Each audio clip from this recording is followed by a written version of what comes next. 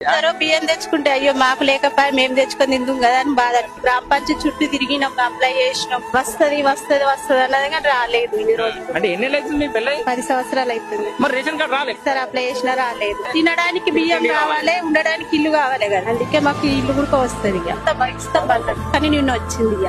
ఎందుకు బాధపడతావు? ఏదో భావోద్వేగం ఉన్నట్టుంది. కార్డు వచ్చిన ఆనందమా?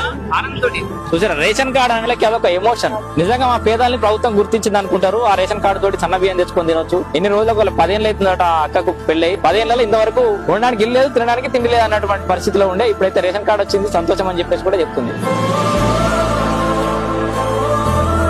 ఎంత మారుమూల ప్రాంతానికి వెళ్లిన చిత్తడువుల్లో నివసించే ఆదివాసీలకు కూడా ఇందిరమ్మ ఇళ్ల పట్టాలు ఇచ్చి వాళ్ళ ఆత్మ గౌరవాన్ని నిలబెట్టి సొంత ఇంటి కళను నెరవేర్చే విధంగా ఇండ్లు కట్టుకోవడానికి అన్ని రకాలుగా ప్రతి పేదవాడికి 5 లక్షల రూపాయలు ఉచితంగా ఇచ్చి వాళ్ళకి ఇల్లు కట్టుకోవడానికి ప్రభుత్వం అండగా నిలబడాలన్న ఆలోచనతో ఈ పథకాన్ని తీసుకొచ్చింది.